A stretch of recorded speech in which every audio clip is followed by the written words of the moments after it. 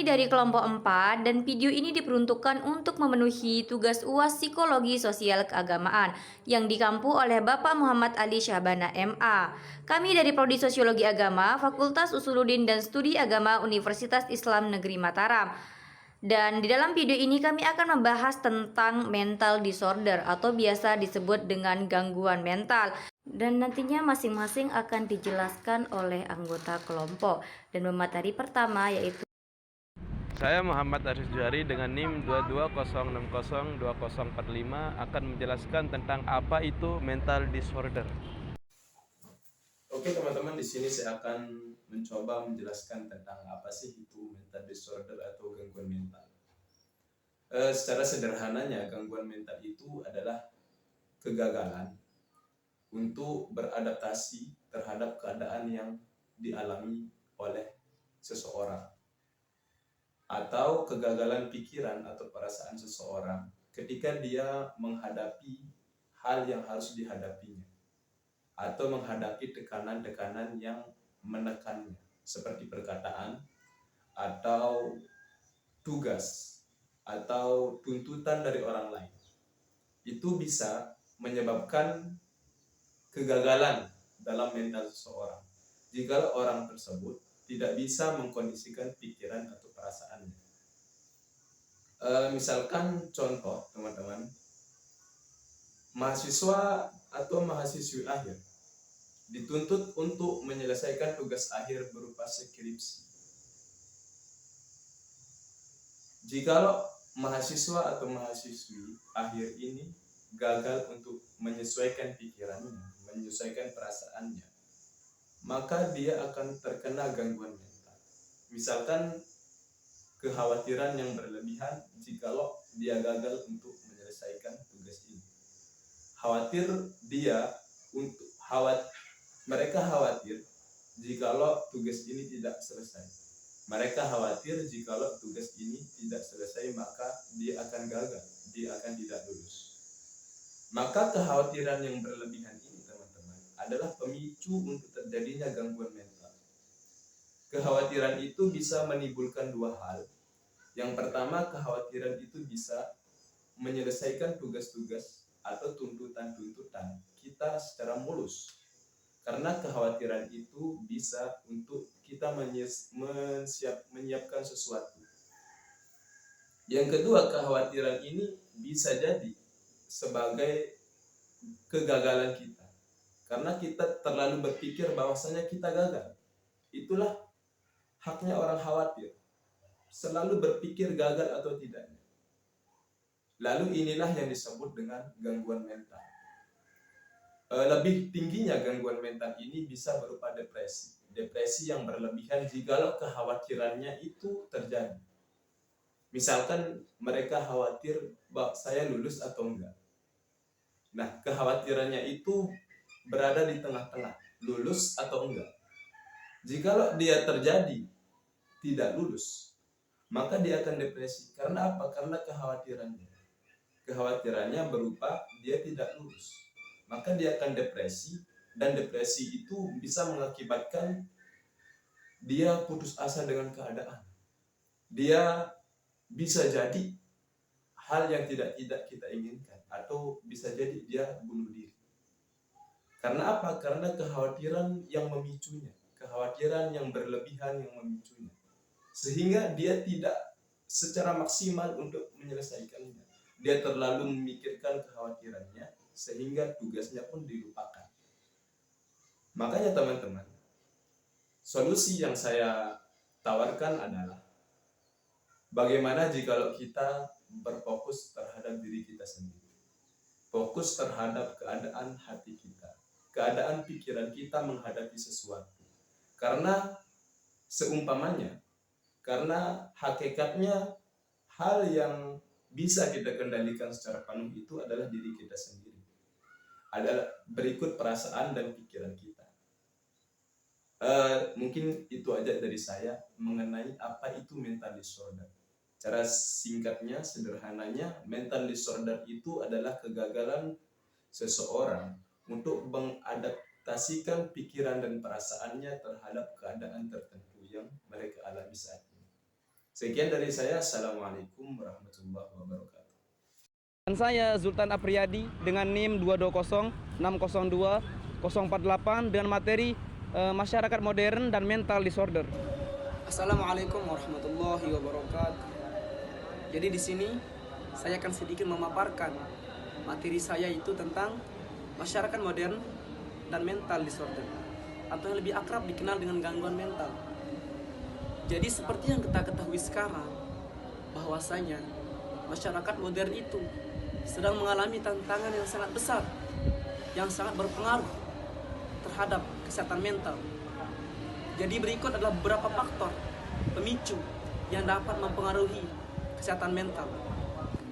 Faktor pertama yang mengakibatkan seseorang itu terkena gangguan mental adalah faktor tekanan hidup, yang dimana sekarang itu banyak orang merasa tertekan dikarenakan banyaknya persaingan, dikarenakan ketatnya persaingan. Kita ambil contoh di dunia kerja, yang dimana di dalam dunia kerja itu para pegawainya dituntut untuk menjadi orang yang sempurna, dituntut untuk menjadi orang yang serba bisa. Nah, jadi dikarenakan tanggung jawab yang diembannya itu mengakibatkan seorang itu menjadi gangguan mental. Kemudian faktor yang kedua yang menyebabkan seorang itu menjadi terkena gangguan mental dikarenakan isolasi sosial atau faktor isolasi sosial. Jadi meskipun seseorang itu sudah terhubung di media sosial, akan tetapi pasti akan tetap mengalami yang namanya kesepian. Dikarenakan apa?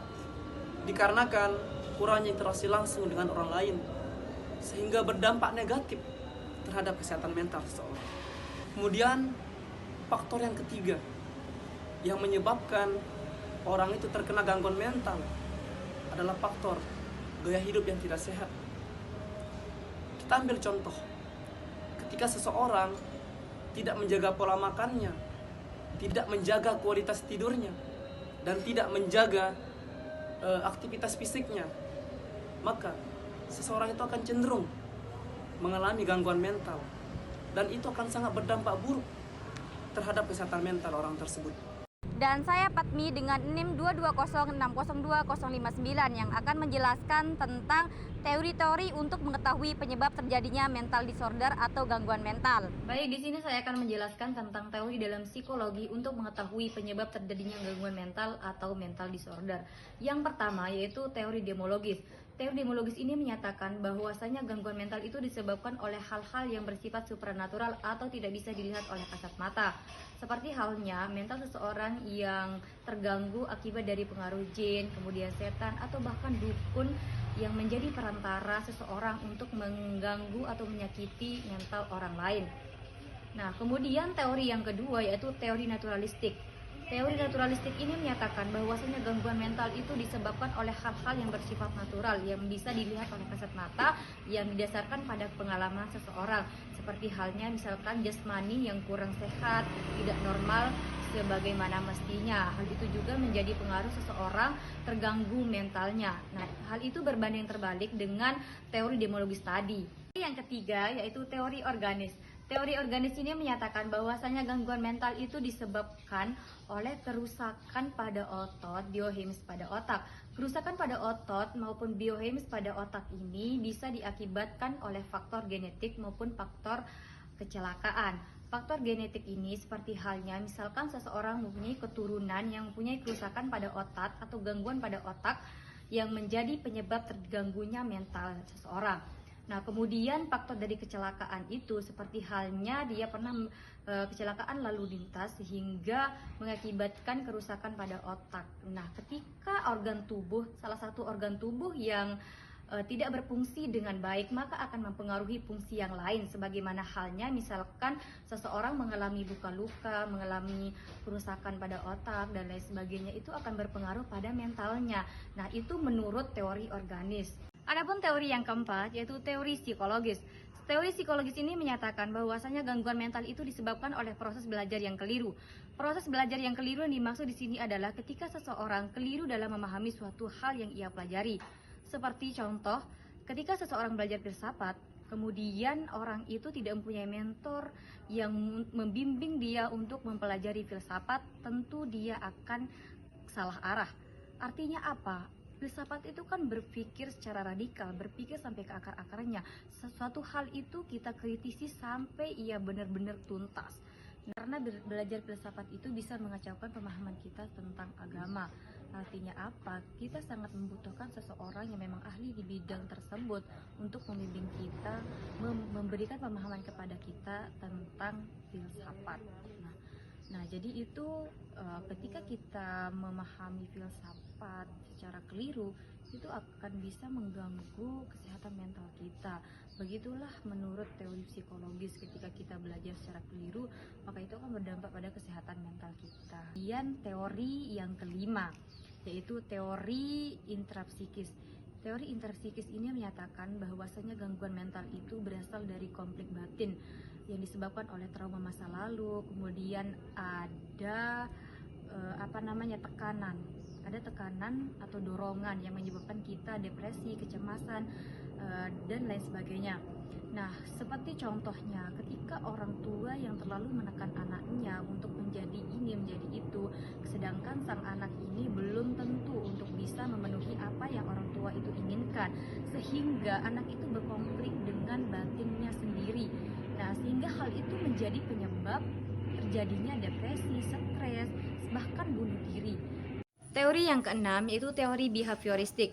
Teori ini menyatakan bahwasanya gangguan mental itu disebabkan oleh proses pembelajaran yang tidak adaptif atau proses pengkondisionalan yang tidak adaptif.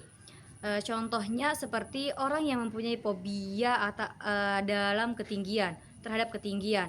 Nah, sehingga ketika dia diajak ke tempat-tempat yang tinggi, tentu dia akan tidak bisa mengkondisikan diri terhadap kondisi tersebut, dan hal itu bisa mengganggu mentalnya karena dia fobia akan hal itu, dia takut akan suatu hal yang berbau ketinggian.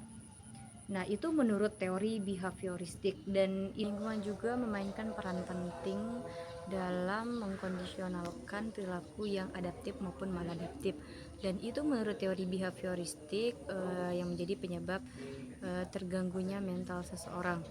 Kemudian teori yang ketujuh yaitu teori psikoanalisa. Teori psikoanalisa ini menyatakan bahwasanya gangguan mental itu disebabkan oleh dari dalam diri seseorang yang berupa pertempuran batin. Teori psikoanalisa ini tidak jauh berbeda dengan teori intrapsikis yang sudah dijelaskan sebelumnya. Kemudian contoh dari teori psikoanalisa ini adalah seperti halnya seseorang yang mempunyai keinginan akan tetapi dia tidak mampu untuk memenuhi apa yang ia inginkan. Jadi antara kemampuan dan keinginannya itu tidak bisa sejalan gitu, sehingga itu mengakibatkan pertempuran batin dan bisa mengganggu kesehatan mentalnya. Nah, itu menurut teori psikoanalisa. Kemudian teori yang terakhir yaitu teori yang ke-8, yaitu teori behaviorisme. Teori dari Ivan Pavlov yang menyatakan bahwasanya gangguan mental itu disebabkan dari proses pengkondisionalan yang tidak adaptif sehingga bisa menimbulkan perilaku maladaptif. Perilaku maladaptif yang dimaksud di sini adalah perilaku seseorang yang ketika menyelesaikan masalah malah menimbulkan masalah baru. Contohnya seperti seseorang yang mempunyai masalah akan tapi menyelesaikan masalahnya itu dengan meminum alkohol dan lain sebagainya, dan itu pun bisa menimbulkan masalah baru. Nah, hal itu bisa disebut sebagai perilaku maladaptif.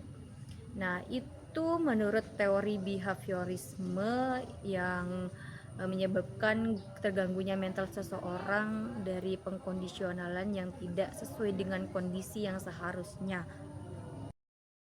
Dan saya Baik Mila Selvia dengan NIM 220602054 akan menjelaskan tentang faktor penyebab terjadinya gangguan mental atau mental disorder. Baik, saya akan melanjutkan materi selanjutnya tentang gangguan jiwa menurut Joseph. Yang pertama itu faktor organiologis. Yang pertama genetika atau keturunan. Menurut psikologis, gangguan mental erat sekali kaitannya dengan faktor genetik yang termasuk di dalamnya yang memiliki keluarga yang memiliki gangguan jiwa memiliki kecenderungan yang lebih tinggi dibandingkan dengan orang yang tidak memiliki keturunan gangguan mental. Yang kedua itu cacat kongenital sejak lahir dapat mempengaruhi perkembangan jiwa anak. Akan tetapi pada umumnya pengaruh cacat ini bagaimana menilai dan menyelesaikan diri terhadap keadaan hidupnya yang cacat. Yang ketiga itu temperamen, emosi yang berlebihan. Orang yang terlalu peka atau sensitif biasanya mempunyai masalah kejiwaan dan ketegangan yang memiliki kecenderungan mengalami kegangguan mental. Yang keempat itu penyalahgunaan obat-obatan yang dimana berlebihan dalam menggunakan zat yang berpengaruh pada sistem saraf pusat dapat mempengaruhi kesadaran. Yang kedua itu faktor psikologis. Yang pertama interaksi ibu dan anak. Hubungan personal bayi yang paling sensitifikan adalah dengan mempengaruhi utamanya yaitu ibu. Apabila pola penerima segala sesuatu pada bayi belajar rasa percaya diri dan bila menurut ketidakcocokan antara kebutuhan sensori orang dan lingkungan. Yang kedua hubungan keluarga. Struktur keluarga mempengaruhi terhadap perkembangan jiwa anak apabila terjadi ketidakcocokan perkawinan dan problem rumah tangga yang berantakan. Yang ketiga itu hubungan sosial. Gangguan hubungan sosial merupakan suatu gangguan hubungan yang terjadi akibat adanya perbedaan yang tidak kepribadian yang tidak fleksibel dan menimbulkan perilaku dan menanggung fungsi seseorang dalam berhubungan sosial. Yang keempat itu kehilangan. Kategori kehilangan. Yang pertama itu objek eksternal. Yang kedua itu kehilangan lingkungan, kehilangan orang terdekat, kehilangan aspek diri, dan kehilangan hidup. Yang ketiga itu faktor sosiokultural. Faktor budaya bukan merupakan penyebab bingung timbulnya gangguan jiwa ataupun faktor yang dilakukan dan faktor kebudayaan. Yang pertama itu sistem nilai, yang kedua ketidaksamaan antara keinginan dengan kegiatan, yang ketiga status ekonomi. Sekian. Dan saya Lina Petriani dengan NIM 22060235 akan menjelaskan tentang cara menanggulangi mental disorder. Materi terakhir akan menjelaskan tentang cara menanggulangi mental disorder. Gangguan mental adalah salah satu gangguan yang paling sulit diobati dalam psikiatri. Secara umum, tidak ada pendekatan umum untuk mengobati gangguan kepribadian. Jika dokter umum merasa pasiennya memiliki gangguan kepribadian yang kompleks, mereka mungkin merujuk kepada tim kesehatan jiwa, komunitas, dan layanan atau unit spesialis gangguan kepribadian. Ada beberapa perawatan gangguan mental. Yang pertama, terapi perilaku dialektis, yaitu membantu individu mengenali dan mengendalikan emosi serta perilaku negatif seperti menyakiti diri sendiri atau menggunakan zat melalui pembelajaran keterampilan baru. Yang kedua, terapi analitik kognitif, yaitu fokus pada hubungan permasalahan yang dipelajari sejak kecil dengan tujuan mengenali dan mengubah pola tersebut. Biasanya berlangsung 16-20 sesi. Yang ketiga, teori berbasis mentalisasi, yaitu membantu individu memahami pikiran dan perasaan diri sendiri maupun orang lain melalui terapi individu dan kelompok atau memperbaiki kemampuan interpersonal.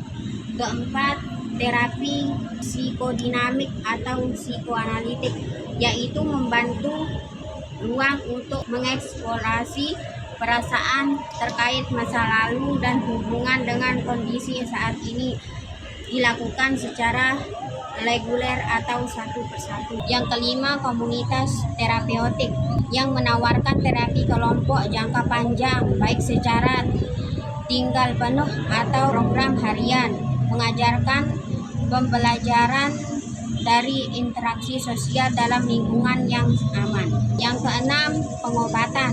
Obat seperti antidepresi atau penstabil suasana hati bisa digunakan untuk mengatasi gejala seperti kecemasan atau suasana hati yang buruk meskipun tidak spesifik atau gangguan kepribadian. Sekian dari kami kelompok 4 penjelasan tentang mental disorder. Kurang dan lebihnya mohon dimaafkan. Sekian. Wassalamualaikum warahmatullahi wabarakatuh.